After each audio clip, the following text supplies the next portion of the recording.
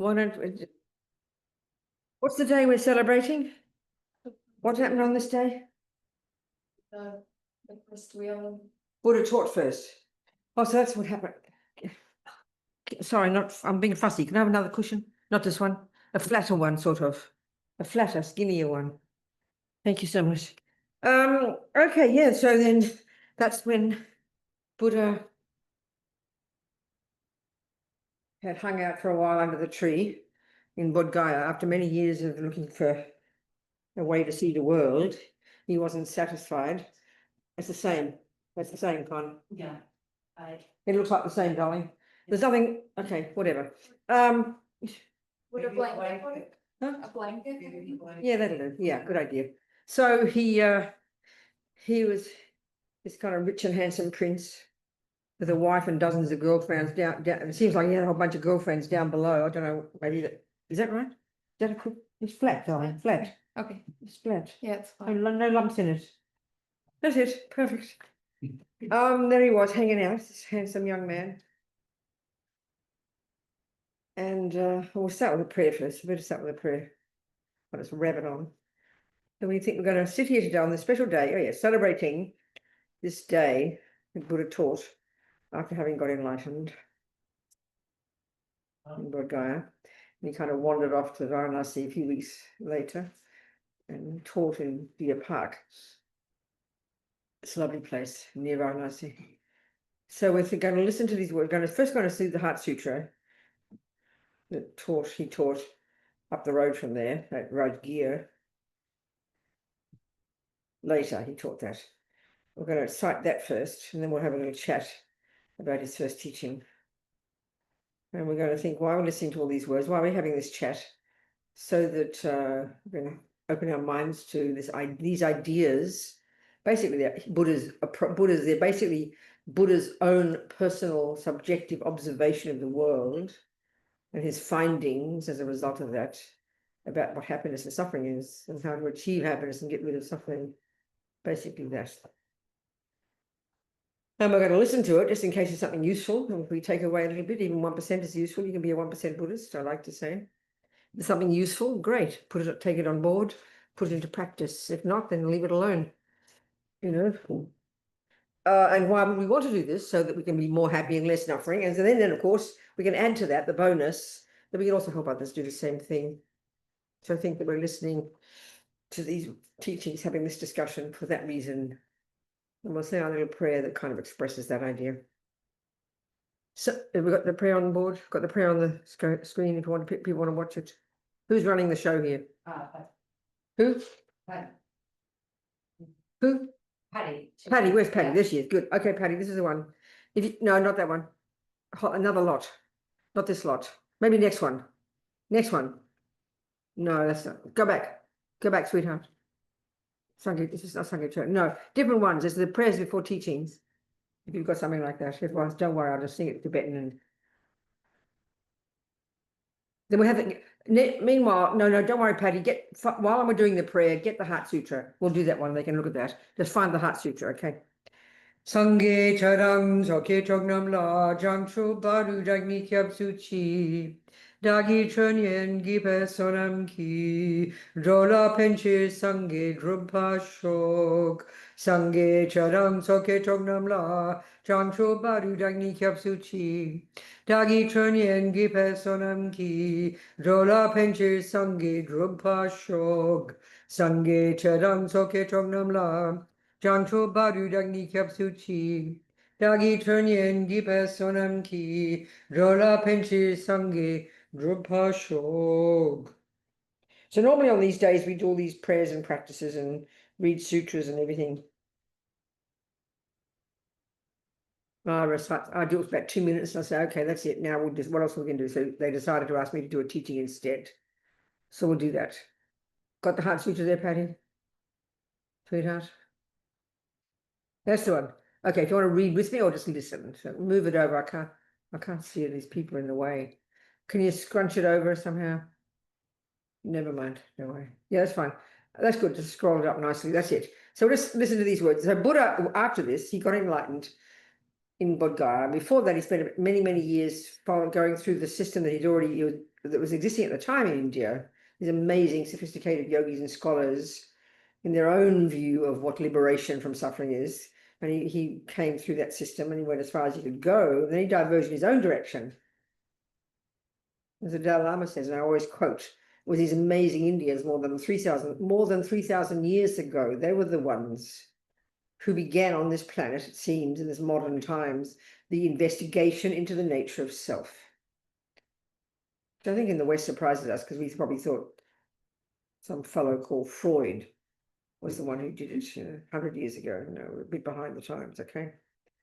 So anyway, Buddha came out of that amazing system of genius Indians, and then he diverged in his own direction, in particular in relation to his own findings about the nature of self, which is expressed perfectly in this Heart Sutra. It was a bit esoteric to us, not knowing what it means, but when So anyway, after he got enlightened, he then... So this particular teaching he gave was a common way he gave teachings, apparently. He'd be in meditation at this, he'd access, the Indians discover this subtle levels of mind, which you can access through achieving this single-pointed concentration, this extraordinarily sophisticated psychological skill that enables a person to go beyond, to completely subdue the grosser level of the mind, conceptuality and sensory, and to access this more subtle level. That, as I always say, but it's important to understand, is not posited. There's nothing remotely like it posited certainly in modern psychology, in neuroscience. That's for sure. So he often gave his teachings in this case, he's like this, he's sitting there in meditation and he's channeling it sounds a bit esoteric to us, channeling his thoughts into the minds of his disciples who are having a conversation. And this Heart Sutra is their conversation, but it's coming from the Buddha. That's how they say. So just for the auspiciousness of saying these words about the ultimate way that things exist. One way of approaching all of Buddha's teachings, as I said before, one way of approaching is it's a method for getting happy and stopping suffering. But oddly, but this is the point, the method for stopping suffering for the Buddha is to do with getting in touch with reality, seeing how things exist. His main point is that we're not in touch with how things exist, which initially seems extremely strange to think that that's why we suffer. This is Buddha's take on things. So this way he's describing in the Heart Sutra is the way things finally exist, as he talks, finally exist. The things lack an inherent existence, which of course is extremely, extremely meaningless to us initially. Because who would ever have thought, whoever posited, whoever taught us that things have an intrinsic existence? Nobody. So it's a kind of a weird concept. So, but this is what Buddha has found. So this is kind of expressed briefly in these words, the Heart Sutra.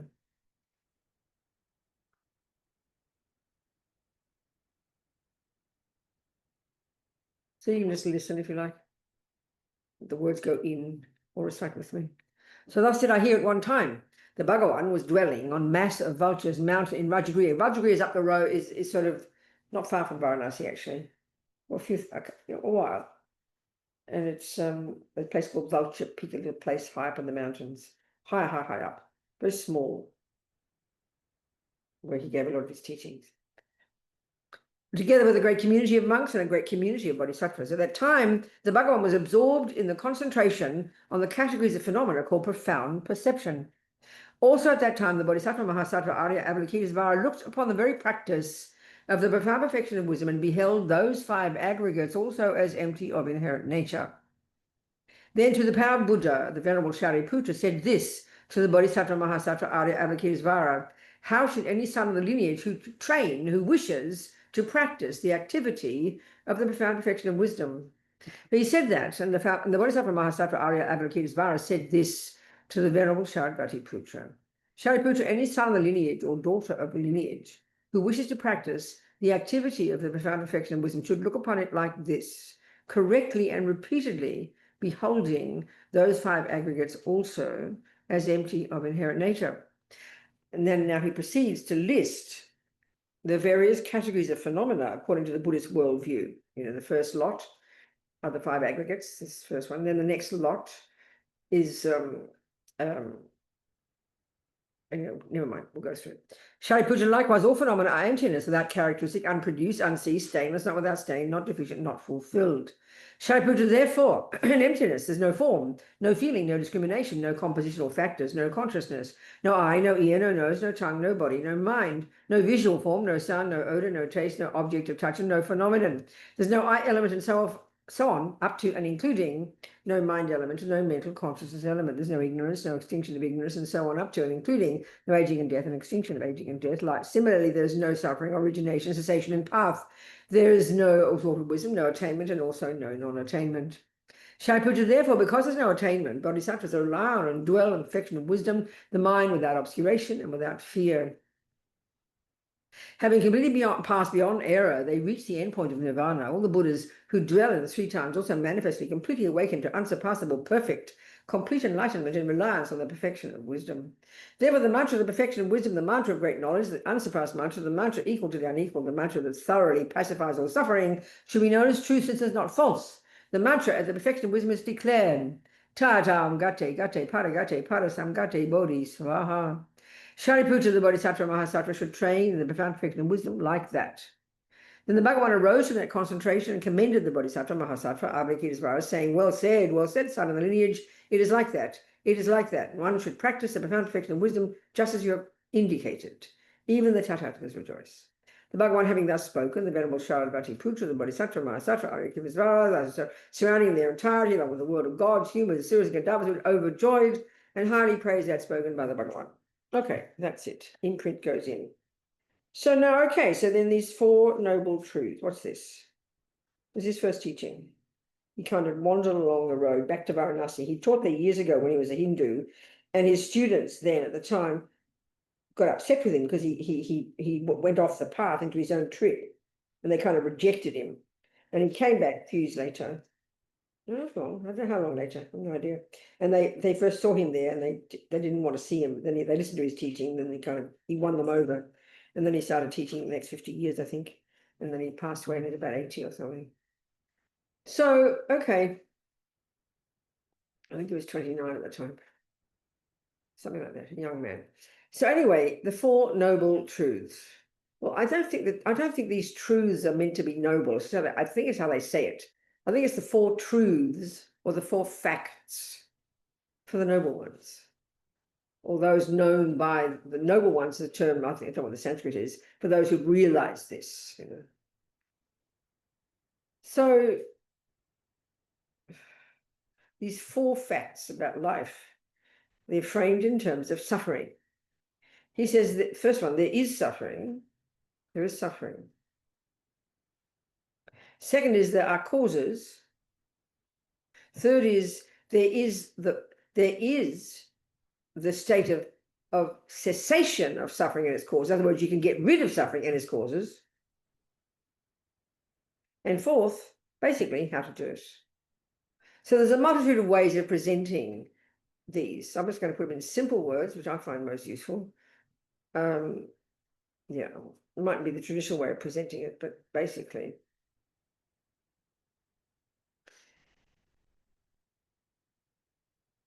So the first one, there is suffering.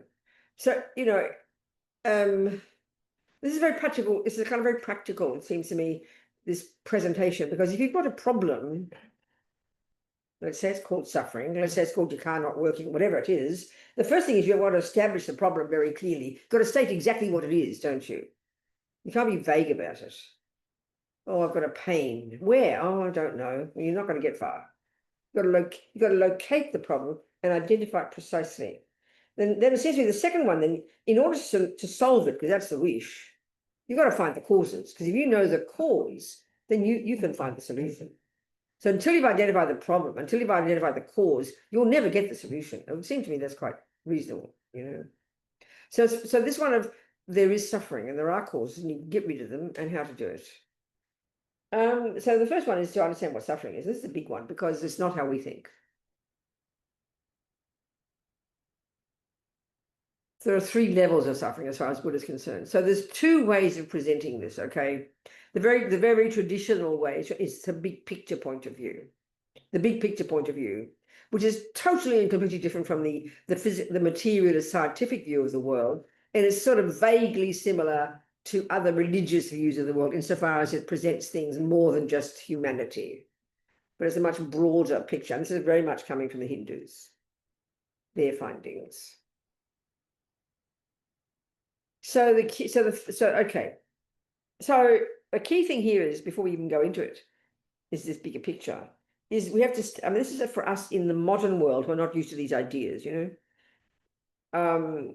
The key thing is to understand, in order to even take on board this first big presentation of suffering, which is there are various realms of existence. So of course, if you're a Christian or a Muslim, you'd accept that. You've got this life, you've got heaven, you've got hell, basically three. Maybe there's some in-between places. You know, isn't it? The Hindus, this is the Buddhist view is coming from the Hindus. Then who knows other, but there's so many views in the world. I mean, Australian Aboriginals were left alone very comfortably in their own life for something like 40,000 years until the white English people came along and messed them up. So God knows what their views are. I mean, I hear about this dream, I can't even understand their views. They're so abstract, you know, they're so utterly different, probably untouched by views coming from Africa, untouched by views coming from India, untouched by views coming from Europe, you know. So utterly different. So who knows what their views are? And if you think about it, I like to think that humans, since as long as we've been, you know, on this planet, we've been coming up with ways of trying to understand the world, trying to understand what happiness is, trying to understand who we are, where we come from. And this is marvelous, you know, just the latest. I mean, there's so many observations about this, aren't there? So I think it's really respectful of us to respect more, you know, not to be arrogant to think our truth is the only one, which is very common. So the key thing in Buddhism is to understand what the mind is, because that's absolutely fundamental in order to understand even intellectually what Buddha is saying, even to listen to it and take it on board as an idea. You got to know what the mind is, then we can begin to discuss what he's saying. When we think about other realms of existence like heaven or hell, then we're taking the Christian view or the Muslim view. We talk about another thing called a soul. That you posit you have a soul, you know, and you can see, certainly in the modern world, the key distinction between those views and the materialist view is there's no soul. There's just the brain, you know, that's the materialist view. But frankly, we think we're the first ones to come up with this, but that was one of the many philosophical views existing at the time of the Buddha, you know, the materialist view. But because the Hindus posited a thing called an Atman, a self, which is similar to a soul, you know. Greeks talk about some kind of essence or some kind of something, you know. So the Buddha's deal is the mind, consciousness. He doesn't use the word like soul. He would argue that there's no such thing. He says we have a mind, a consciousness. So clearly that sounds like the Western view, the materialist view, but the fundamental difference is for the Buddha, it's not physical. So that's obviously not evident to us. You can't see, if something that is not physical obviously can't be seen or tasted or touched or heard or smelt, so then you have to take it as a hypothesis here. Buddha's view is that there is a thing called a consciousness, a mind. This is the fundamental of the Buddha's view. To understand Buddha's view, even theoretically, you have to take on this on board, you know.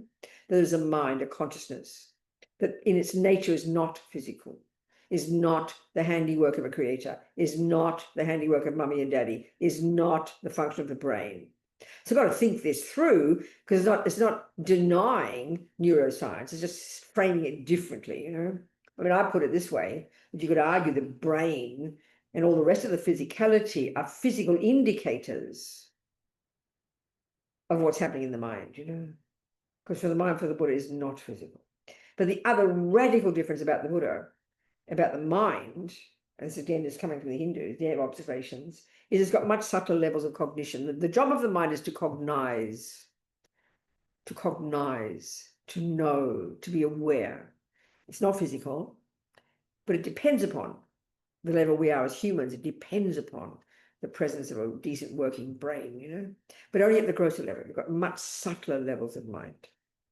So from the Buddhist perspective, this mind, and this is his fairly unique view, I would suggest. Don't know about the Australian Aboriginals, you know what they know, I don't know.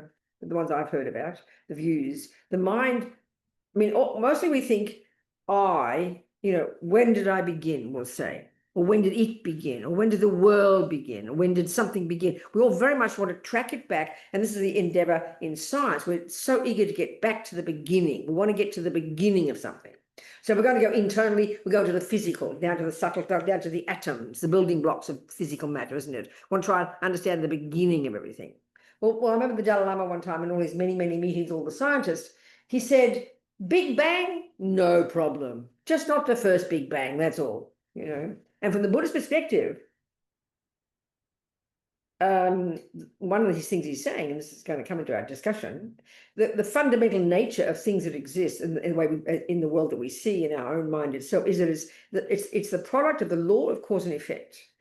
Therefore, it's impermanent, changing from millisecond to millisecond to millisecond, not set in stone, millisecond to millisecond, a constant state of flux. And you can't pin down anything physically or even mentally. You can't pin down, there it is, you know? So it's something like that. And so if something's a result of cause and effect, it's a linear thing, isn't it? So so the Buddha is basically saying, you've got physical matter, and their view is and they're still the view they use, it's constructed of the 4 elements.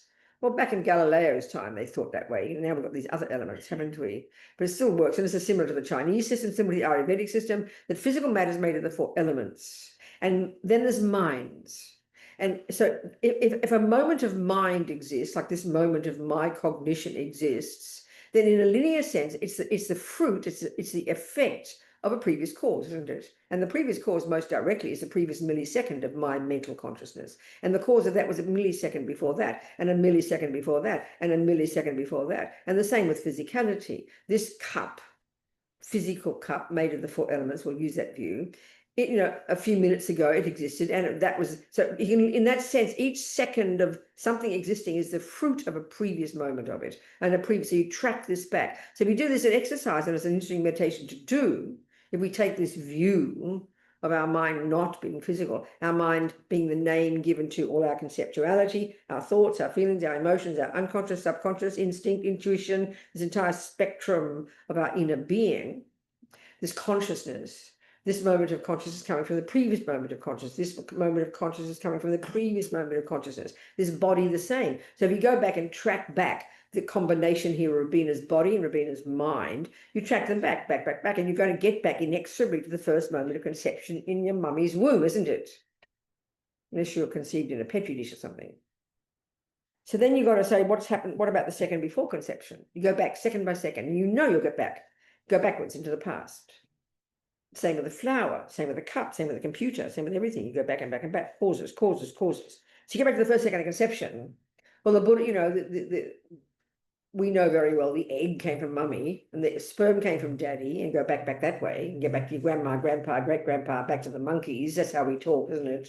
For the body, which is all we posit in the West, the modern world, the materialist world. But the Buddha's view is your consciousness is there inextricably linked to the physical body. You get back to the first moment of conception, then you track the second before that. Where was your consciousness? It's its own entity. It's its own continuity of mental moments. It's its own continuity of mental moments. Obviously much more subtle at that point, the first second of conception. So the second before conception, your consciousness was still there, but its own entity. And a few weeks before that, the Buddha's analysis would find it was in a previous body, and so on and so forth, and so on and so forth. And you say, well, when did I begin? And this is where we kind of our poor brains get squeezed and we can't handle it. Well, honey child, how can it begin? This is one of the interesting topics to think about. Lama Zopa, when he first started teaching Western people, in fact, Western people, it was Western people, he couldn't just take it as a given they knew what the mind was, because they got a very different view. So he talked always about this beginningless characteristic, the beginninglessness of mind, which sounds weird as I do to us. Excuse me. So taking all this on board first. So then it's like totally puzzling to us, because I think instinctively, deeply in our bones, we say, but what are you talking about? There has to be a first moment. Analyze in your own mind, check that. Well, the Buddha would suggest it's a complete misconception. Even having the question is meaningless. So even he would say it's a mistake based on other mistakes in the mind. This assumption of no cause somehow. And actually, among the Christians, I mean, they obviously talk about God being the first cause. And they've got very extensive, I know the Catholics, I was a Catholic, have very extensive teachings about how there can be a first cause, and it's called God. I mean, it's part of the philosophy. Well done, I'm happy. Go for it. Buddha disagrees. had all these intensive conversations and arguments and debates and analyses and meditations, disagreeing with the previous views. So he went in his own direction. So so to understand, just to take on board this concept of consciousness not being physical, and therefore not beginning at the time of conception, which is a materialist world. And if you're a Christian, that you also began at the time of conception. There's no you before then. Your soul came from God. Your body came from mummy and papa, isn't it? That's it. But not the Buddha's view. Your consciousness came from before. And in a sense, taking this on board, even as an idea, is fundamental to the whole Buddhist path. Because the key point here is that your mind is yours. No one gave it to you. This is the wackiest idea for the Buddha. I mean, he doesn't say it like that. It's the weirdest concept that your mind, your love, your compassion, your badness, your goodness, your being good at music, your being good at football can come from something physical or can come from someone else. That's too weird for words. Of course, just to say it is easy, but when one looks into Buddhism, if you want to take it on board and you're interested in the whole philosophical presentation, when you look into this and try to see the logic, of how it's not viable.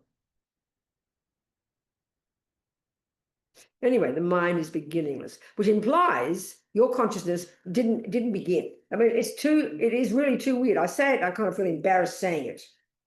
Don't say me. It's a silly thing to say, but it's the only logical deduction you can come if you have cause and effect. If you have cause and effect, if you say cause and effect is the law that runs things, and I think we can see it does, looking at computers and cups and clocks, then you have to agree. How can you have a first cause? Because if you have a first cause, that had no cause, the whole thing collapses in a heap of nonsense. That's interesting. Just to talk. Interesting. So consciousness goes back and back and back. Now, this is where the bigger picture comes in. The Buddha asserts that there are trillions of consciousnesses, trillions of conscious, well, the term he uses the term sentient being is English, but I really like the Tibetan word, and I think I much prefer it. It's the term semchen, which translates as mind possessor. That's lovely. There are trillions of mind possessors for the Buddha, and they're all in different levels of existence. So human is just one. Okay, before we go further, always have to say this, just to remind ourselves, where does this information come from? I have to quote every time. Only one person has ever asked me that question, so I've got to keep quoting the same person. The scientist happened to be in Nelson, New Zealand years ago. He said, who revealed these teachings to the Buddha? Which is a perfect question if it's religious philosophy, because we assume religious philosophy comes from on high, a creator, isn't it? Therefore, it has to be revelation. It can't be knowledge. And I said to him, do you ask Einstein, who revealed the teachings about relativity to him? And of course, we all laughed, because of course we wouldn't. And that's the shock to us, but that's the Buddha's approach. There's no concept of creator. There's no concept of on high revelation. I mean, okay, there is. If you're much more subtle and you've accessed your more subtle level of mind, you can observe things at a more subtle level. It's no question. But this concept that religious philosophy by definition can't be known directly is from on high and is made by a creator. This is the general idea of a creator, isn't it? That concept does not exist in Buddhism. He's into natural law, just like the materialist world, but his level of natural law clearly is more subtle. So this information, if it's Buddhist, I have to say this, because in the West, anybody feels like they just write a book about Buddhism. They don't care if they're knowledgeable. They think they decide to make up their own trip, because we don't value religious philosophy. I say anybody, even with half a brain, would never even write a cookbook if they weren't had valid knowledge. But with religion, anything goes. It's incredibly insulting. So check carefully what's written. Check carefully what you study as being so-called Buddhism. Check your sources carefully. Anyway, here we're talking about, so everything that is Buddhism, if it's valid, it's coming from the mind of the person labeled Buddha. If it's called physics, it's coming from the person who wrote the book, and it's coming, if I say E equals MC squared, comes from this person, and not made up. He didn't have a vision. He look at the sky and go, wow, E equals MC squared, and they come up with a hippie trippy trip. No, He's observed the world. That's what natural law means. Observe the world and come up with certain findings, and then presented them and said, this is what I found to be true. Here's my methodology. Over to you, babe. Buddha's like that. Buddha is like that. We've got to keep remembering that. So he's saying he has seen with his own mind consciousnesses, trillions of them. And the bottom line is, from the big picture point of view, there are trillions of sentient beings, and there are various levels at which they exist. Different, if you could call it, realms of existence, you know. So in the bigger picture, taking the Hindu view, there are three realms of existence. The subtlest one is called the formless realm, which is where the Hindus, and there's many types of Hindu views, but I don't know all the names, so I'll call them Hindus. The level, these great yogis having discovered this single point of concentration that enabled them to go to the subtlest levels of their own mind and to unpack and unravel the way the mind works and to get rid of the grosser levels of suffering and the subtle levels, and eventually got as far as they could go. And the subtlest level of being called the formless realm, where there's in pure mind, you know, that's the highest point. Buddha says they haven't gone far enough, so he diverged in his own direction. Then there's a form realm, and then you've got the third one called the desire realm. And all of this is called samsara. Buddha means by samsara. Distinction being whether you realize what's stated in the Heart Sutra. If you've realized emptiness, this ultimate way that things exist, you've cut the root of suffering and samsara, and you're now out of samsara. You have more work to do to completely be liberated, but you're no longer in samsara. You no longer need to be reborn in these realms of existence, because what drives these, okay, we'll get to that. So there's these, then within the desire realm, and the word desire is equivalent to the word attachment. In this realm, it's driven by attachment, which we'll discuss in the second noble truth.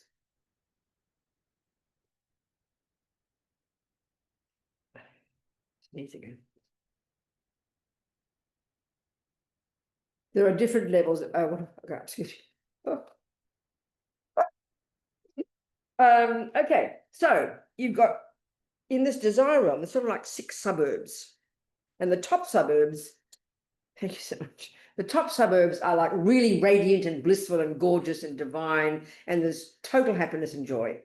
And they, from the Buddhist perspective, they're called the God realms. There's a couple of those, and that's equivalent, I think, to what the Hindus, the Muslims call paradise and the Christians call heaven, which always indicates to me that many humans over the centuries have observed similar things, but have come up with different definitions and explanations of them, you know.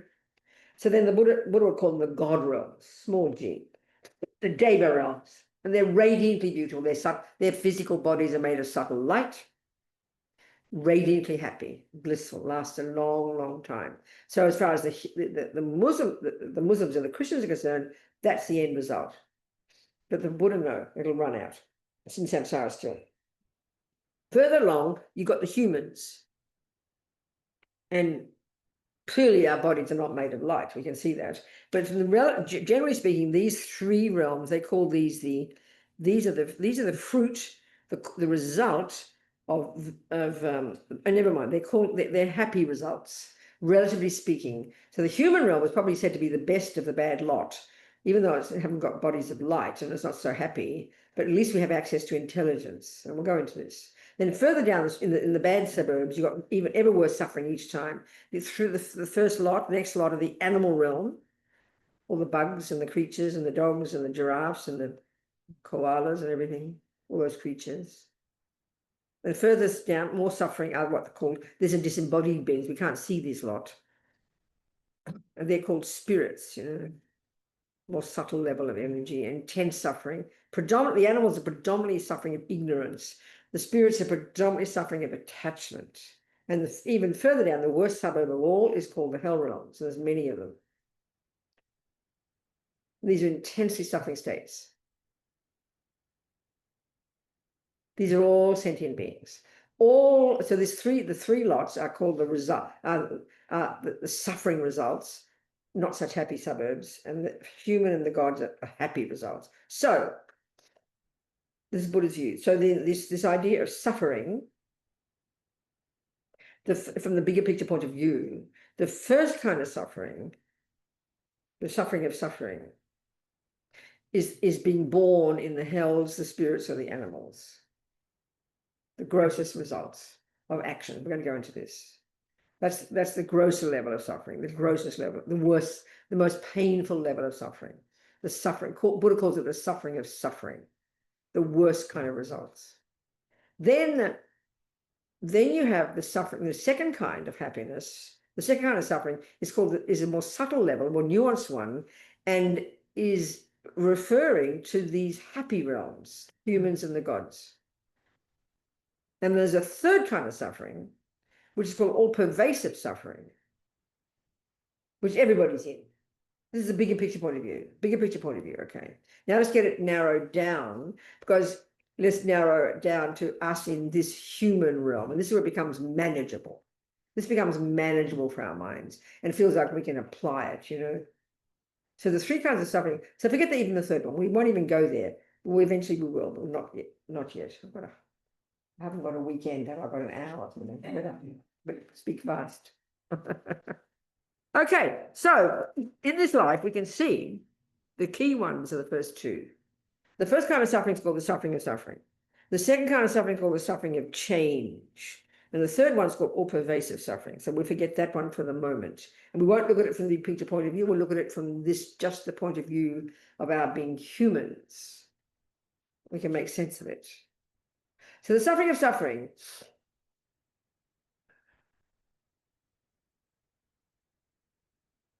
basically in life is referring to when bad things happen. It's the simplest way to put it, when the bad things happen.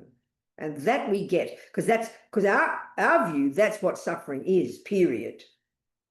You're suffering when bad things happen. You're suffering when your knee hurts. You're suffering when your husband leaves you. You're suffering if you're poor in a war zone or whatever. This is clear to us. That's the only kind of suffering we would posit. And we can clearly see there are levels of it. Huh? There's no question.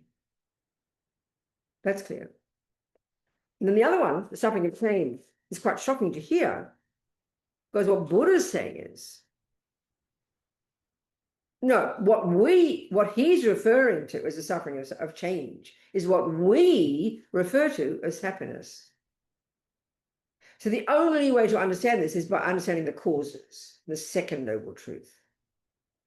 So in a way, this for me puts all the others in context, you know. So the second noble truth, there are two causes of suffering, two main causes. There are millions of causes. Everything has millions of causes, even just a little old clock. The number of things you have to put together just to get a clock, you couldn't count them. We know that. Even a cup, a tissue, think about it, causes. Many, many things have to all come together, put together nicely and coherently, and then it'll function as a tissue, function as a clock, function as a computer. We know this. So, but we can, or the same with a flower. Many, many things have to come together to produce a rose. We know that. But you can narrow it down to two main causes, can't you? And the main cause is the seed. That gives it its roseness. And then you have the external causes, which is the water, let's say, the moisture, light, earth, and a bit of time. Maybe not earth these days. They have all these other funny ways of growing things. But there's a few things that have to come together, isn't it? So here the same. Various things, a moment of suffering when bad things happen, thinking the simple example, many things have to come together to produce that thing called a moment of suffering. But we can Buddha narrows it down to two main causes for this moment of suffering. Before we go there, no, I'll state them. So there's two main causes. One is called karma, and then the other one is called a negative state of mind. Karma and a negative state of mind. This is his analysis. There are two main causes of a moment of suffering. Equally, exactly the same logic, there are two main causes for a moment of happiness. We can deduce that, you know. So we don't disagree with this, but the really radical point that Buddha's making is that these main causes in the mind are created by the person who's experiencing the suffering. This is the shock to us. I mean, definitely one of the causes of my suffering is the boyfriend who punches me. But as far as we are concerned, instinctively, he is the main cause. He is definitely the main cause of my suffering, and there's one, and it's him. That's clear. Buddha disagrees. He says the two main causes of this moment of suffering for me and this moment of happiness for me, keep remembering it refers to the same thing, are both to be found in my mind. Now, that's very shocking to hear. But we don't want to hear it. It's too shocking, because the first thing we go is, you mean it's my fault? Because we hear it in terms of blame, you know. It's very shocking to hear. But this is Buddha's observation, that consciousnesses, individual beings. So this is where we get into so what's karma? Karma, Sanskrit word, don't even know what it means. I hear it's to do with something like action or something, but really it's the key thing for the Buddha that he has found, he's observed, the Hindus observed it as well, that there's the law, the natural law that runs the universe. The natural law, not Buddha up there pulling the strings. He's not a creator. He does not posit a creator. We don't need a creator. We don't need a boss. It's a natural law that plays out in the minds of all sentient beings, in the minds and lives of all sentient beings. Fundamentally that. Such that every millisecond, whatever a mind thinks, an ant's mind, dog's mind, whatever, human's mind, consciousness thinks, and then does and say, think it simply, whatever a person thinks and then does and says, that is the process that produces the person you become. These are the main causes of who I become. They're the main causes of my future experiences. Like the seed in the ground, the rose seed in the earth, nourished by the water, is the process that produces in the future the rose. I mean, speaking simply like this. So you could argue at this moment in time, every second we are experiencing, second by second, we are experiencing fruits of our past planted seeds in our mind. 57 lives ago, 1,000 lives ago, nothing goes astray. Every millisecond of whatever we have thought and said and done, joking hysterically since beginningless time, is planted in our mind, programmed in our mind, and they do not go astray. And when those seeds meet the appropriate conditions, the boyfriend I meet yesterday, who then punches me in the nose today, the main cause of that is a seed I planted, could be 10 lives ago, having met that person, having a karmic, having a history with that person, an action I did, the conditions ripened, and the results came. Equally, he gives me $100 gift, same logic. In other words, every millisecond of what we think and do and say is the process that produces the future person and our experiences. And every second we are experiencing what's going on in our mind, and what we're experiencing from the outside, and the conditions we meet are the fruits of past actions. That's Buddha's deal about karma. So we are the boss. We are the creators of our own reality. The external world and the boyfriends and the good ones and the bad ones and the world all obviously play a role, but they are the fruit of our past actions. You would not meet that boyfriend. You could not meet that condition. You could not get that gift of $1 if you hadn't created the cause. So it's in a sense, a very, very different view. Clearly, and even among Buddhists, unless we think of it so carefully, it's very hard to feel, to even get a sense of the truth of it, because the view we have now so instinctively is zero to do with that, you know. I mean, who posits a previous moment of your life before this one? It's like a joke for us, you know. Both Christians and materialists agree on one thing: you began in your mother's womb, right? Buddha's completely different view. So it's a very, very different view.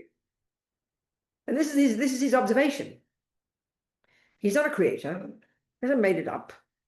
He's not asking us to agree with him. He says, this is my findings, it's over to you. This is what he's found. So if every second of my own suffering is the fruit of actions I have done, and every moment of my happiness is the fruit of actions I have done, and I don't want suffering and do want happiness, well, it's a no-brainer. Stop sowing the bloody weeds, please, and start pulling them out and sow some flowers instead. We're in charge. That's the point. That's the key point that comes from this idea of mind and calm. This is the whole principle in Buddha's views, which takes a time for us because it's not how we think.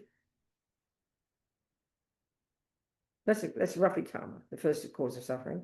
Then within the mind, the action, so karma really, they say, okay, the mind is the main one. Your hand will not go out and give a gift if your mind isn't thinking generosity.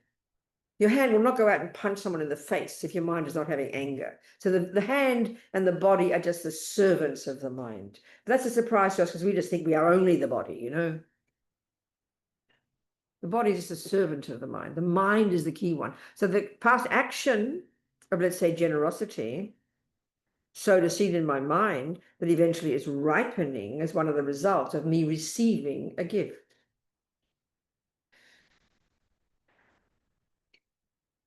So the 4 ways that karma ripens. The first is a type of rebirth. Hell, spirit, animal, human, God, whatever, you know. This is Buddha's observation. And there's all explained, the workings of it are all there to explained. The technology of it, if you like, is explained in all the literature.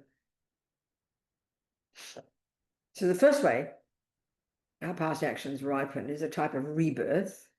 The second way is within that rebirth, a human body. I've got a human body. So within this human body, I have a mind. And so the second way our karma ripens is the tendencies in your mind, your personality traits, your tendencies, your characteristics, your tendency. Basically, it's a bunch of habits. You've got a habit to be good at music. I mean, you look at those children on YouTube, 3 years old, playing Bach. Only way to come up with any why, how come they can just play Bach automatically, or how come some child automatically kills, or how some child automatically, you know, is patient because you brought it with you and you've practiced it before, you know. I mean, frankly, as a proposition, I find it the only viable kind of explanation of why you're a psychopath, you know, or why you're a saint. I mean, they're the extremes, aren't they? Yeah, your parents can be like that, but you know, you don't get it from your parents.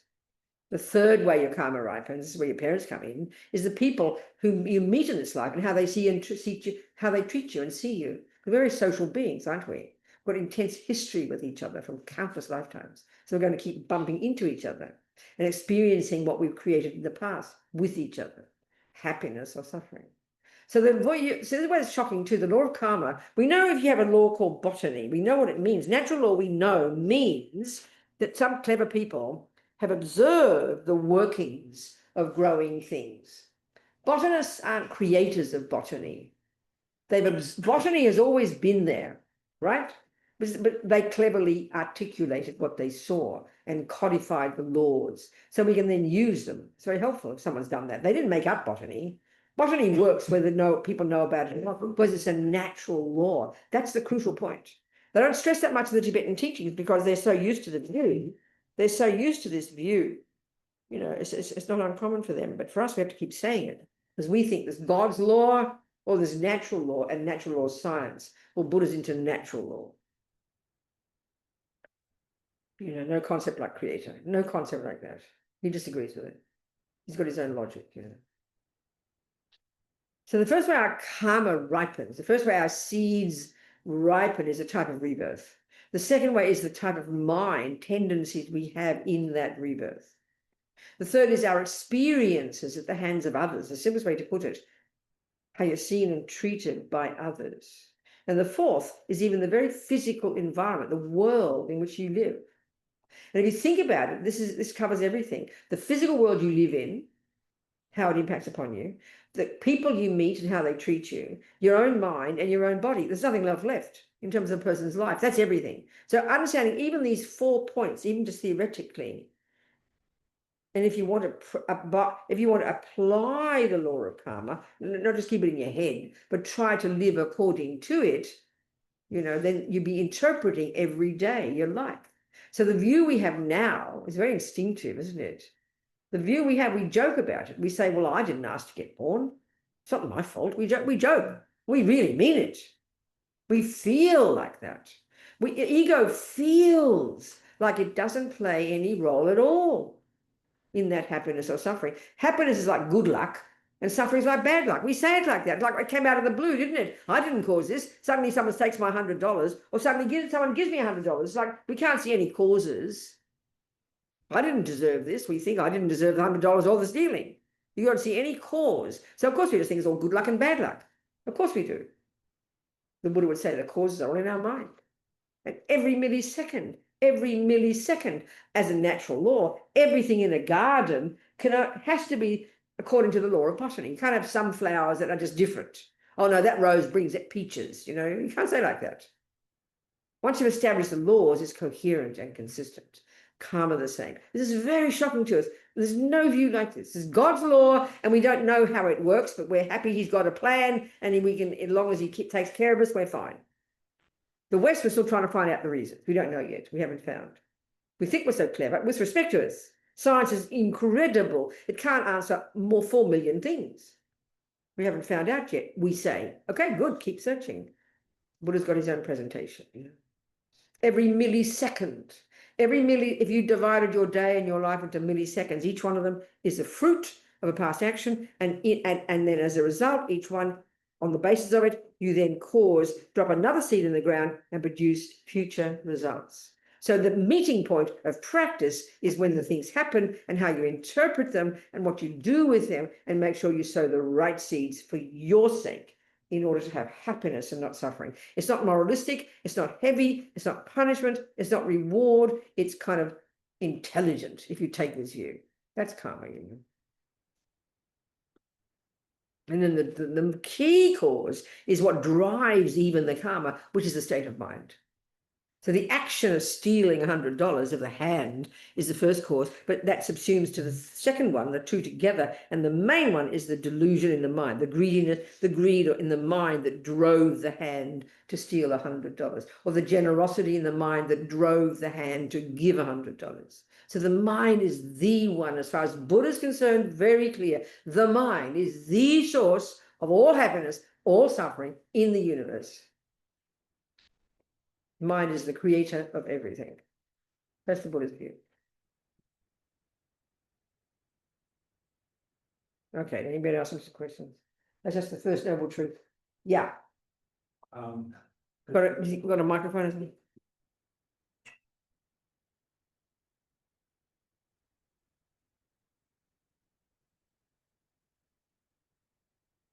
Mm-hmm.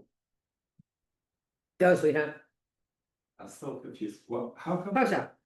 how come you treat the body different from the mind, where it seems you're willing to accept a beginning, given genetics? Say it again. Why is the body different than the mind? Which point of view?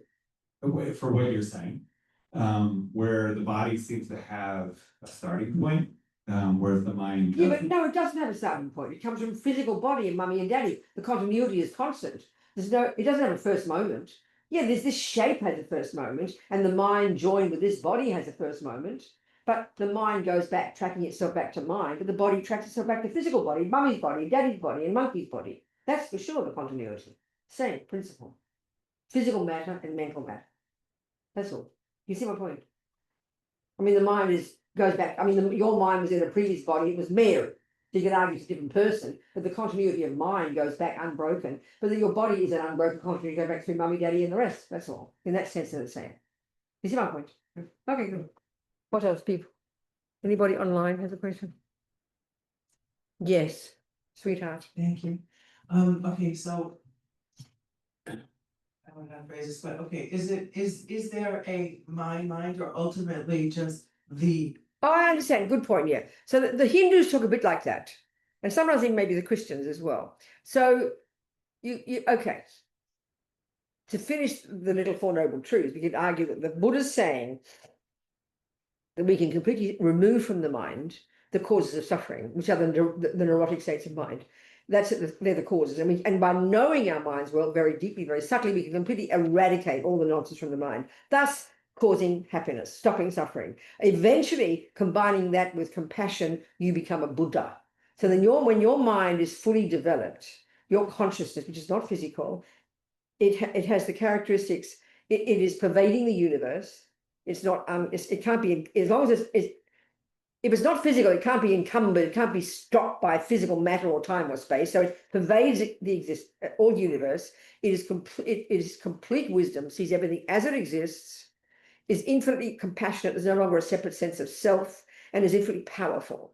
That's a Buddha's mind. You have that potential, he has that potential, and I have that potential. So you could argue when you've achieved that and you've achieved it and I've achieved, you could argue there's one of those.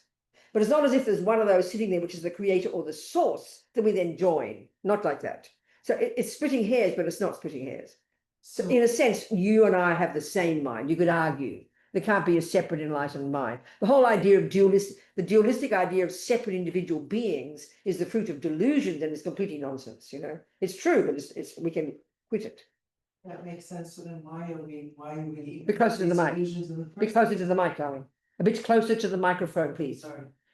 Then why do we even have this separation in the first place? I understand. It's a good point. See, again, I'm not trying to be tricky, but hear your words. First place. We want a first cause. So there's an assumption, and we all have this. The assumption in your question is that there was a time when we were perfect. Now, Christians say that. I find that very fascinating. I find that really fascinating. I remember I've got this Christian priest I had long discussions with, and and he says that's a really tricky one for them, that God extended himself and created you, and you were perfect. But he gave you free will and you made a mistake and now you're naughty. You've split off from God. So the Buddha's idea would be, okay, that's one point. That's not a possibility. Because if you were perfect at some point, meaning if you were free of all delusions, had realized reality, were completely in nature, purity and bliss, there's no cause for any suffering to ever come. So you could never not be that. It's not a possibility. You would have finished it completely. So that's the first point. But the other point is, we assume there has to be a first moment when it started. No, if there are delusions in your mind now, they've always been there. That's it. So that's the point. It wasn't as if you were pure once and now you're naughty. That's not possible. So then so it's an interesting question, because we think, well, why did we get naughty? But there's no first moment. So then put the question another way then. Can you see my point? Yeah, I see your point. I'm just wondering if the nature of the mind is this pure. Okay, good. Okay, then how do we even do that? okay, darling. So okay, I hear you. In the Mahayana teachings, they all say all minds possess Buddha nature. What that means is they're okay. I like the example of like a seed, and say an acorn. An acorn, we know, is a seed. If you put it in the ground, it will become an oak tree. We know that, don't we? And that's its true nature. Would you agree that okay, put it this way, all acorns possess oak tree nature. But that doesn't mean it's an oak tree now. And if you try to get shade from an acorn, you'll be very disappointed. But as long as it's an acorn, it possesses the potential to be its true nature, which is an oak tree. You've got to give it the conditions. Same with the mind. So as long as your mind exists, even though it could be the most crazy mind in the universe with intense suffering for eons, it never doesn't possess this potential, its potential to be perfect. So you've got to give it the right conditions. Do you see my point? Some of the teachings in Tibetan Buddhism would say that you are already a Buddha. And I think it can be very encouraging to think that, because instead of thinking I'm a creep, which is how we think, to really know we've got this marvelous potential, it's very encouraging. And what should really encourage us, no matter how bad things are, no matter how terrible life is, no matter how much suffering, the potential is always there to be free of it, because things are impermanent as well. It's impermanent. Do you understand? Does it make sense? Yes. Good. Makes sense. Thank you you. very much. Yeah, right. Someone else. Yeah.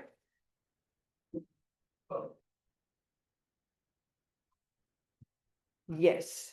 Sorry, I'm sure you get this question all the time. Come on, good. With all of this predestination, Say it again. with all of this predestination, Okay, you're saying that word. I'm not saying it. So you need to give a definition. Otherwise, Okay. it's no good. with causes and consequences determining the moment-to-moment continuation of experience and Yeah, occurrence, right. both in our external. But is this not true about cups?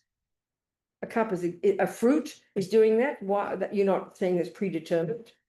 I mean, it is predetermined that if you put the seed in the ground, it is predetermined that if you put a seed in the ground and you give it the water, it will become a rose. But who says you can't pull the stupid thing out any day you like? Yeah, that's That's the point. So Well, that's the what point. is set? What is the, I'm sorry, it's the wrong language.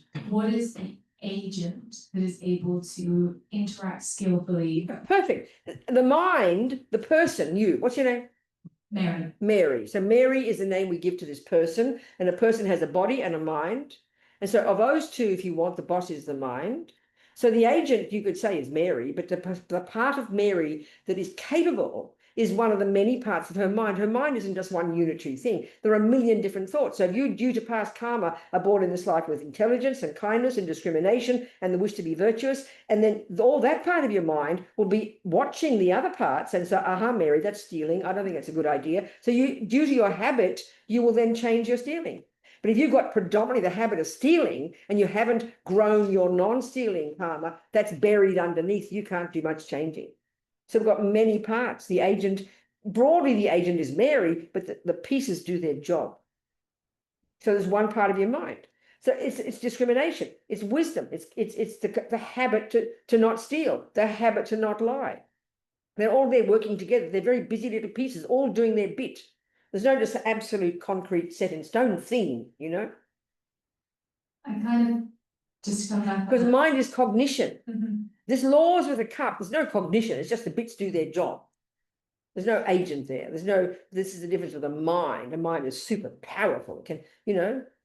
I'm just trying to understand from lifetime to lifetime, someone who has the propensity coming into a new life, say they're greedy, the interventions, I guess the karmic forces which then would change that person's propensity for future life. I'm trying to understand how these Give a simple example. Make it just example. I suppose, how is it that then the thought for a different way would present itself if I come into this life with negative karmic propensities? But you've also got positive. Even, I mean, you know, okay. When we think of the world, we think of naughty people, we might think of Hitler, okay? We might think of Hitler, who seemed to have quite heavy negative tendencies, right? And he was very powerful and he enacted all those. But he was kind to his dog, he was kind to his people, he was kind to his mother, he probably thought about things and he probably cried when he saw a movie, and there were other things there. We love to we paint one person with one brush, you know. Yeah. Even a complete psychopath, as we call them, has got, you know, likes their dog, just got strong. I mean, you know, okay, you could argue an animal, it's not meant to be negative. An animal has predominantly got negative tendencies, lived in incredible fear, very narrow, can't change their mind. They've got the potential in there, but it's buried under the really heavy habits of ignorance and fear. So is virtue an emanation of Buddha nature? Say it again. Is all virtue an emanation of Buddha? It's a very nice way to put it. You could say that virtue is what is potentially becomes the Buddha. Delusions can't become the Buddha. They've got to get rid of. So virtue are the tendencies that are more in relation to reality, that if we keep growing those, they are what become Buddha. Yeah, Okay, that's right. So yeah, do you understand me? I mean, it's multifaceted, you know? Yeah. Okay, Thank you. good. Thank you, darling. Thank you, Mary. What else, people? Anybody? See, the thing is, it's like, we know we are the fruit of causes. If we're materialists, we know we're the fruit of causes called mummy and daddy and many other things. And we don't have a problem that what grandpa did 5 lives ago is playing an impact on us now. But as soon as we hear that we are the causes, we panic. For some reason. It's very curious, isn't it? You understand? Very interesting. And I think, frankly, I think because the more we get in touch with when we have fear and dramas and attachment and anger, they're the voices of ego. We're going to see that the tendency is to want to be an innocent victim. We don't think we're a player. You know, we don't think our mind plays any role. That's why we think when good things happen, we call it good luck. Like, you can't believe this good thing happened. Like, I don't deserve this. We feel that if we're being a bit humble, you know. What did I do to deserve $1 million? I can't believe it. And then when bad things happen, absolutely, especially if you did nothing in this life, you can't see any evidence, you know. I mean, without the view of karma, without a view of past life, the view of karma is completely insane. It's like completely monstrous. It's beyond monstrous, you know. So the only way to even take on board the view of karma is to posit the possibility of consciousness going back and back, and that everything we think and do and say is the process it produces, and it's a natural law, and crucially, it's not punishment and reward. And we have to say that one 10,000 times because that's the instinct we have. We're the handiwork of someone else. They run the show and they punish and they reward. I mean, no wonder we live in fear, my friend. Okay, if you've got faith in a creator, I'm not complaining. People have incredible faith in creators, and then you would live a very happy life because you trust that God loves you and God has a plan. And I think that's an incredible way to live your life. But if you struggle with that, or you're just only the materialist view, there's no explanation why things happen. You don't know why, so you freak out, you know. But the karmic one puts us in the center, the very center. We're the main player. And I frankly find that the opposite of bad. I find that totally amazing. When I first heard it, I thought that's what I've been missing all my life. This concept that everything, that I'm in charge. We don't feel in charge, but that we can be in charge. That it lessens victim, it lessens self-pity, it lessens blame, it lessens anger, it makes you more accountable, it makes you more courageous. That's what I find. You know? Anyway, we're only up to the second noble truth. But really, we're implying the third one. Let's just talk about it quickly then. Because the Buddha is basically saying, speaking simply, the third one, that there does exist the state of cessation of suffering and its cause. It sounds kind of abstract. And what it means is Buddha's found that, and this is what we have to understand the mind from the Buddhist point of view, that from the point of view of the mind, the contents of the mind, you've got neurotic states of mind, deluded, neurotic, afflictions, they call them. You have virtues, and then you have this third lot called neither. Forget those for now. And basically, the job is to distinguish between the first lot and the second. Why? Because the first lot are the cause of suffering, and they have a particular characteristic of being delusional. They're misconceptions. And the virtues are in touch with reality to some degree. So we have to basically got to pull out the weeds, the neurotic ones, because they choose your suffering. And so, but the very first level of practice, don't kill, don't steal, don't lie, don't harm, you know, just be a nice person. And then already you're sowing seeds for your own happiness. Then you start to work on your mind and start to go deeply inside and identify and distinguish between the neuroses and the virtues. And that's a really tricky job, but it's very precise in Buddhist psychology. And that these states of mind, these neuroses, are not at the core of our being. That's Buddha's finding, that they are not at the core of our being. They're not intrinsic. They are adventitious and they can be removed. And finally, that's the job. You control the servants of your mind by stopping killing and stealing and lying. Then you get into the mind itself and you start to change the mind itself and get rid of the rubbish. And then eventually, Heart Sutra, the final solution is to get to the subtlest level of mind through single point of concentration and remove the subtlest lie from the mind, this one of ego grasping, this primordial belief in an intrinsic, concrete, separate me. When you've cut that one, you quit samsara. That's the cessation of suffering and its causes. That's what he's found. This is quite encouraging. You got to do the work, though. No one does it for you. You got to do it. That's kind of like the third and the fourth. The fourth is the methods, okay? There's different ways of presenting the methods, but I've sort of implied it in the way I'm talking. It's the stages of the path all laid out, you know? There's different ways of presenting those. Are we communicating here? That's Buddha's view. So this is the first part. This is the wisdom wing. As you've achieved your own nirvana, you've achieved your own cessation of suffering and its causes. Now you add the other component, the Mahayana component of bodhicitta. You proactively grow love and compassion and accomplish this outrageous paradigm shift in your mind where you exist only for others and you go from life to life and eventually you put the two together and you become a Buddha. But the first one, you can get rid of your own suffering, then you help others get rid of suffering too. That's the path. Something like that. Something like that. Okay. We've got time. 8:15. We've got another half an hour. So you better ask me some more questions, isn't it? Come on, people, ask me some questions. Who's there? Yes, talk to me. Hello.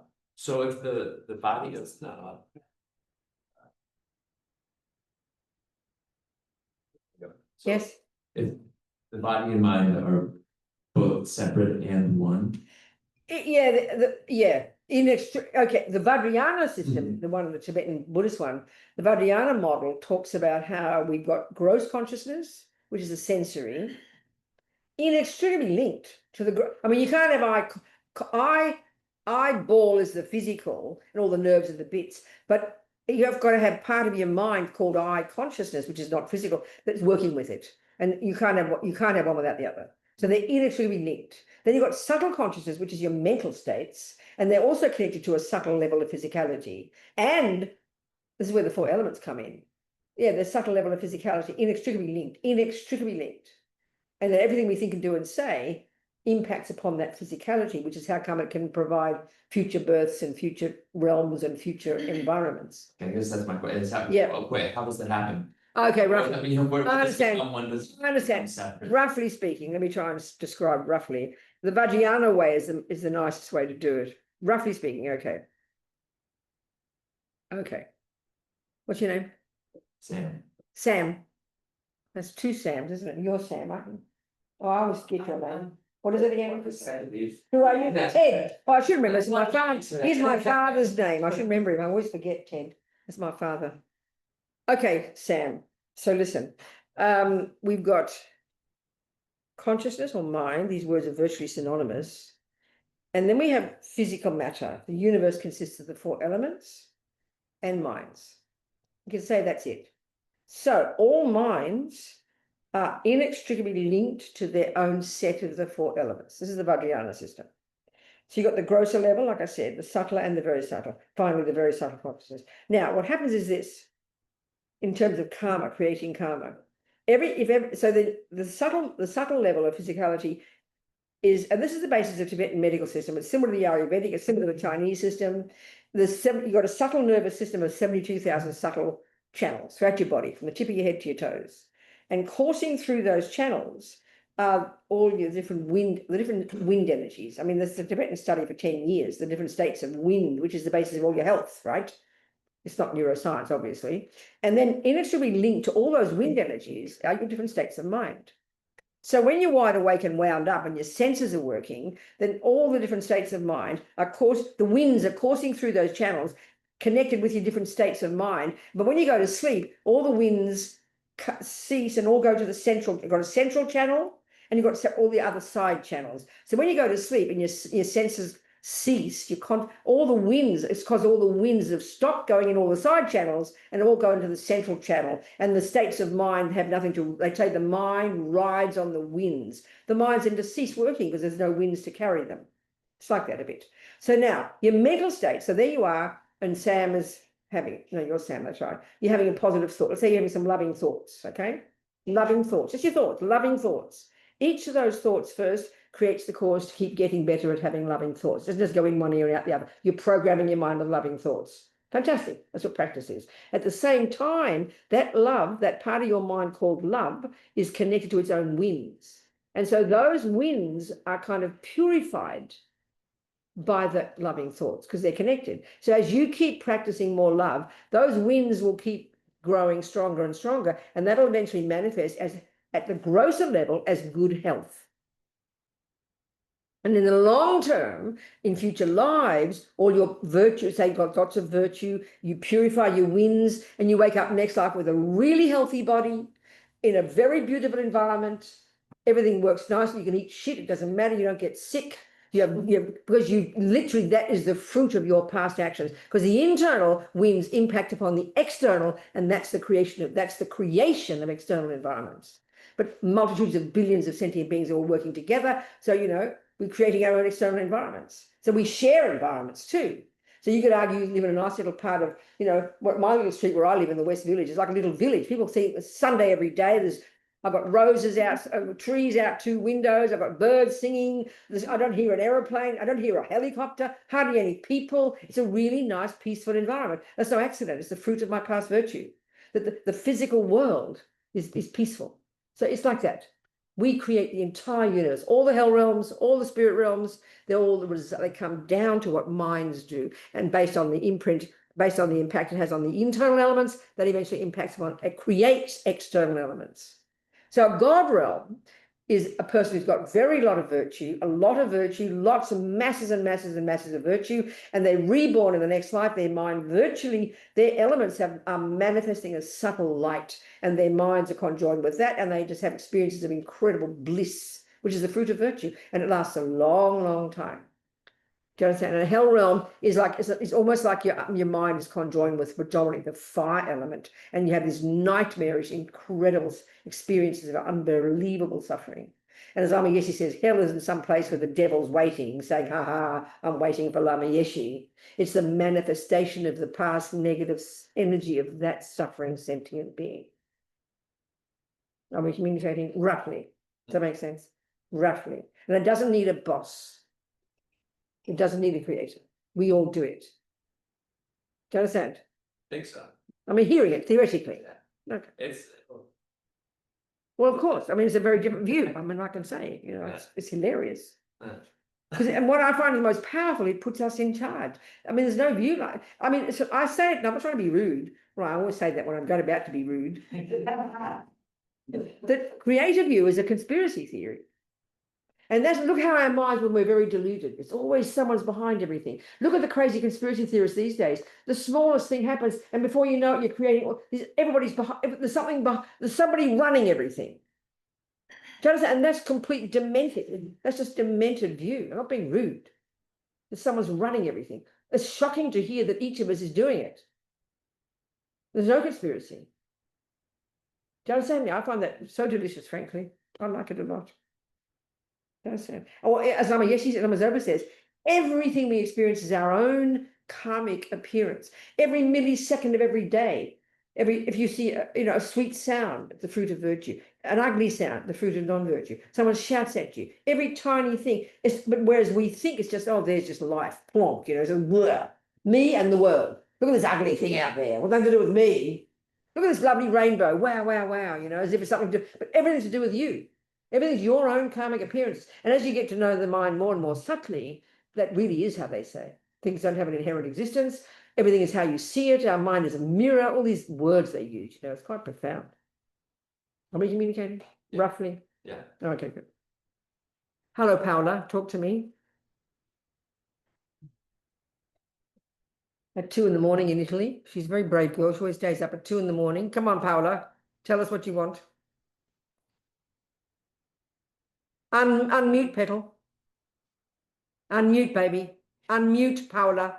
Paola, unmute. Paola, unmute.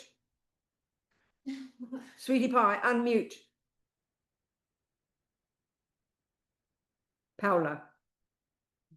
Unmute, darling. There she goes. Okay, okay.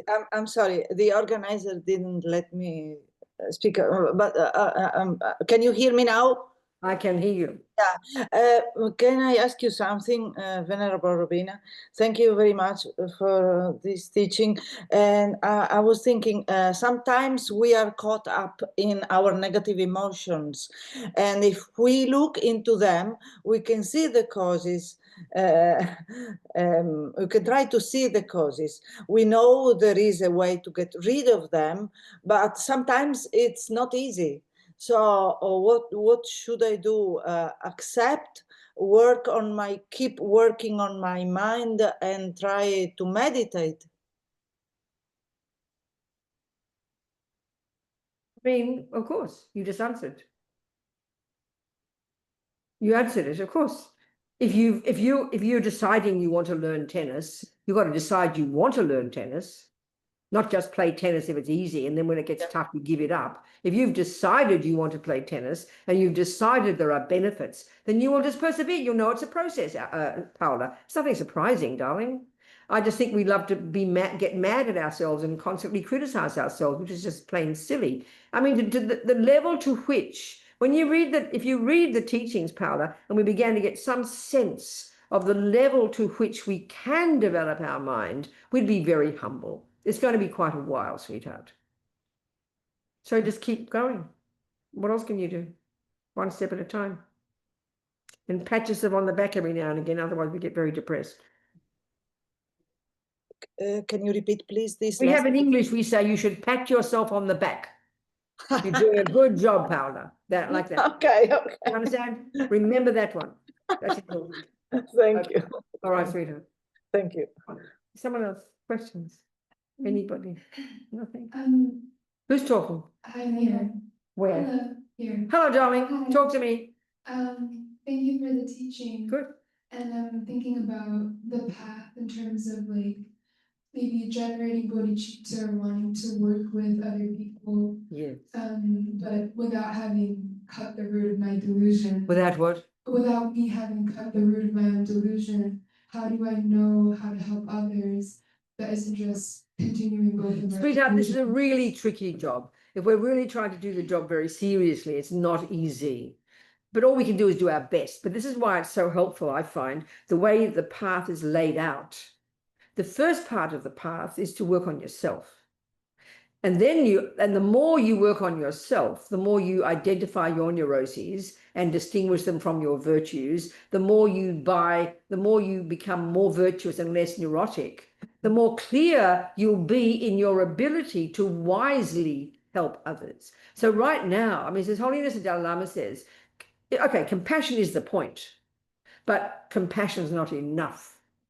We've got to have wisdom. And that's a bit abstract for us. What that means is the first stages of the path, where you first control your body and speech. The very least, the first step is don't kill, don't steal, don't lie. More broadly, don't harm others. Even more broadly, just shut your mouth and don't say bad words. That's 90%. We'll get along much better if we can just do that. That's kind of passive. Merely don't harm others. That's already tremendous. As you progress, knowing your mind, identifying your attachment especially, then you'll start to realize that much of the goodness we do now is based on attachment. I want to be seen as a good girl. Oh, I'm such a nice girl. I want to help people. And then you make a mess. And we wonder why people use it as like a doormat, because it's really just attachment to being seen as a good girl. That's very tricky. You've got to know your mind well. Because the more we can have less attachment and less anger, the more wise you will be in knowing how to help others. That's really, really, really true.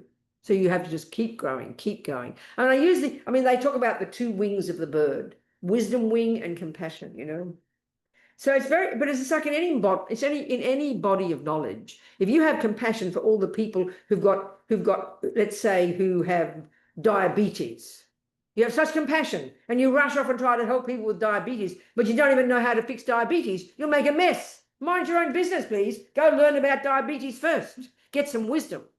And that wisdom informs your compassion. So compassion is necessary. It's, oh my God, look at that suffering. But that doesn't give you the ability to be helpful. It's wisdom that gives you the ability to know how to help. And that comes when you've got more, put yourself together. Less neurosis, less anger, less self-pity, less attachment, less anger, more ability to help others. Do you understand? It's so important. It's one step at a time. Thank you. Okay. And the other one is to realize, this is very shocking for us. We think when we see suffering out there, that's why we suffer. That's why we get what we call compassion burnout, all these terms we use, you know, or when you see all the suffering, it becomes too much for us. We can't cope. And we think we are suffering because the world is suffering. No. Compassion can't make you suffer. Compassion is a virtue. And the key thing in Buddhist psychology, what makes us suffer is attachment and anger and jealousy and fear and depression. They are the source of our suffering. Compassion can't cause suffering. So if I suffer when I see other people suffering, it's because of my attachment, and mainly because my attachment is this junkie that only wants everything to be lovely. Attachment wants everything to be nice. And if it's not nice, we freak out. That's why we suffer. Do you understand me? Compassion, when you're a bodhisattva and you've gone beyond attachment, you have fierce compassion. Nothing deters you. And it does not make you suffer. It gives you more courage to never give up helping others. That's intense. So we've got to know and understand our mind. And that's the wisdom part. That's huge, you know. Do you understand? Good. Yeah. Sweetheart, you had a question. Didn't you have your hand up? Oh, Rosanna did. No, I did. This person here did. No, You didn't have your hand up? No. Oh, I must have She has. hallucinated it. Who had their hand up? Okay, go. This is kind of an oversimplified Bit question. closer to the mic. This is sort of oversimplified. It's a bit what? Oversimplified Who, you or me? of the question. Oh, go, darling. Yeah. Do you believe that everything that happens to you is karma or collective karma, and how do you account for victimization? Speak a bit clearer. I'm a bit deaf here. I haven't. Do you believe that everything that happens to you is your karma or collective karma, and how do you account for victimization? Is everything that happens to us due to karma? Well, if it's not, then what's the cause of it? How do you account for victimization? I can't hear you, darling. Victimization. She's asking how do you account for victimization? You have to explain what you mean. If everything is your karma. And now explain to me what victimization is, sweetheart. I want to understand you. So explain what that would mean. Give an example of how that would play out in somebody's life. Be anything that has a victim. What, darling? Any event. What, sweetheart? Any event that implies a victim. What? I'm a bit deaf, so you have to explain what she's saying. Forgive me. Like if somebody is victimized, right? Victimized For example, meaning- May I, do you mind if I? No, I'd really rather she said, but you've got to try and speak more. Darling, no. It's better if you, I want to hear you speak. Sweetheart, please. What's that? I need you to speak. I want to hear your voice. I like your voice and I want to hear it. You say what you want to say. I want to hear, I know, but I want to hear you. Anything that implies victim, any scenario that would lead to victimization. How do you account for victimization if everything is from How do I account for, so I'm really getting there, account for, victimization? you say the word victimization. So are you saying that saying it's all due to karma means you become a victim? Is that what you're saying? No, how do you Blaming other people, you mean you blame somebody? Isn't that like brain psychology, or isn't that like just blaming the victim? Oh, I see, you mean blaming, now I understand your words, okay. Now we understand. Okay, let's say you have healthy body, lovely friends, you're a lovely person, you have good qualities, you have money in the bank, you have good food, lovely things happen to you. You are the cause of that. Is that victimization? Is that blaming the victim? It probably is, and that's wonderful. You're the cause of it. So if we can own the good things, I would put it this way, if we can own the good things, if every millisecond of what happens to you that's good, you're a lovely human being, you have a nice looking body, you've got good friends, you have lovely qualities, every one of those is a fruit of your virtue. That's amazing, isn't it? So when we can own the good things, it's easy to own the rubbish. But if it's only the bad things that we think are our fault, because people only ever ask about karma when it comes to the bad things. I've never yet had a person say, why do good things happen? Because the irony of ego right now, sweetheart, is that we already feel like a victim. We already feel like a shit. We already feel we're nothing and ugly. And then we hear karma, we just beat ourselves with it. But it's saying that we are responsible for everything, all the goodness as well. That's what karma is saying. And I find that very marvelous. Not just good luck and bad luck. Because victim is just bad, it's all bad luck. And we already do that. We already do that to ourselves. We beat ourselves mercilessly. And that's why when in victim relation, when people in abusive relationships, everyone you speak to who's in an abusive relationship blames themselves. It's appalling, it's terrible, and that's got nothing to do with karma. We already do that. But with a view of karma, you own your good qualities and you have more courage and more power, and you can make some decisions based on self-respect. What do you think, sweetheart? But if you own your good qualities, what about negative? What, darling? Do you blame the victim? Do you what, sweetheart? Do you blame the victim? Well, I never even use those words. I never use those words ever, especially when it comes to karma. Karma brings a sense of accountability. You become feeling more grown up. You take responsibility. You know every thought counts. You know that your actions count, and you know you want to be a happy person, and you know you don't want to be a suffering person. So you're really on the case. You really take responsibility, and you learn to be much more respectful to yourself with the view of karma. If we're treating it properly, that's the result of using the view of karma in your life. The victimization has got nothing to do with anything. We have that without being karma. Already we have that grotesquely, and it's horrible. Using it to mean causality. What, sweetheart? You're using karma to mean causality. I can't hear your words. You've got to speak louder for my benefit because I'm deaf. You've got to speak louder, darling. I want to hear you. You're using karma to mean causality. I can't hear your words. They're using karma to mean causality. I heard the word causality, but what was the rest of the sentence? They're using karma to Using karma to what? mean causality. I can't hear the verb in between karma and causality. To mean causality. To mean causality. Yes, cause and effect. A garden is the fruit of cause and effect. And if it's your garden, this is the thing, if the key word is if it's your garden and you look in your garden and you see some weeds, you would never say, who put weeds in my garden? You would own those weeds. You go, oh, I mustn't have done the weeding today. I better pull them out. You own them. That's powerful. If you see money in your bank, you don't say, who put money in my bank? Aren't I lucky? That's the victim mentality. But the one of owning the dollars and owning the weeds, it's your garden, your bank account. Well, your life is your garden. When you own all of it, you are a powerful person and you are accountable and not a victim, the opposite. What do you think? Okay. Food for thought? Good, sweetheart. Thank you very much. I'm sorry, I'm deaf. I'm looking at even having surgery. They even put things into your ears now. Except it's expensive. Really. I know, but so you just can hear naturally. Oh, I'm looking at that as well before I die, so I can get these things. Having to repeat myself 14 times. We've got a question online. Wait a minute. Hang on a tick. Wait. Where's the microphone? Where's the microphone? Oh, you got it. Okay. So go on, darling. What's your name, sweetheart? Oh, Nicole. Thank you, Nicole, for persevering with me. I'm so sorry. Thank you, darling. Go. Yes. Dinara, talk to me. Oh, thank you so much, dear Rabina. Excuse me for my not very good English. Good, go on. I try ask my question. For example, we have some relationship. For example, man in relationship rude for me. It means it's our previous karma from our previous lives.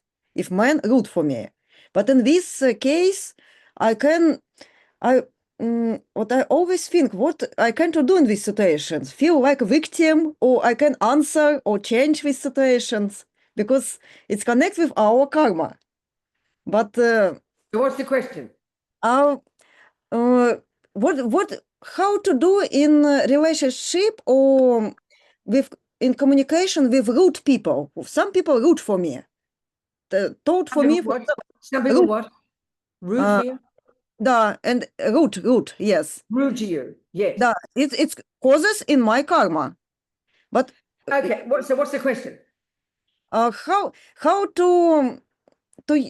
to react in this situation? What I can to do? Change, escape, to Okay, there are change my mind, be patient. Really best one, Dinar, listen, there are two, really when it comes down to it, there are two options. There are two choices. Let's say you have a job that you don't like. Let's say the boss is an ugly bloke, and he could be an ugly bloke. He might be a mean boss. That could be a fact. Finally, we've got two choices. One, decide this is ridiculous. This job is not good for me. I don't like being abused and I can't handle it. So I'm going to leave this job. That's one decision, which is a very intelligent decision. It's a self-respectful decision. Instead of becoming a victim, and talking about him every day and swearing at him and cursing him and going home to your husband and complaining about the boss, and you keep going back to the same job. That is the view of a victim. Like, I can't change. I'm stuck in this misery. Or the other option is you decide there's something worthwhile about the job and you can learn something and you're going to change your mind. Both are difficult, and our problem is we do neither. We stay in these awful relationships with our girlfriend, with our husband, with our children, with our grandmother, with our boss. We become complete victims, and we have violent anger, and we want to kill them. And we don't even realize we could leave the relationship. And this is what's so heavy, because we don't have any self-respect. This is nothing to do with this. It's when you begin to know you can make choices, and that's really difficult. Really very difficult, but this is the solution. There are two solutions: change the job or change your mind. Do you understand me?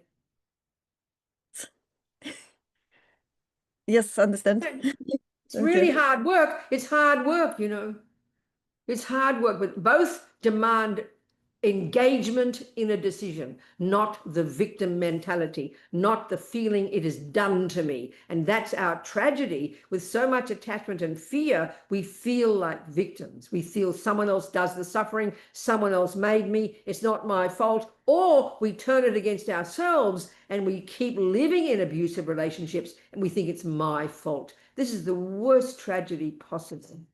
You know, we feel like we've got no choice. We feel like hopeless. This is so suffering, so much suffering on the planet, you know. So we have to have some self-respect. The wisdom wing is like learning to have some self-respect, knowing your capability, you know, knowing what you're capable of. So if that boss is so terrible and you just can't work with it, you go, you say goodbye, be intelligent, you know.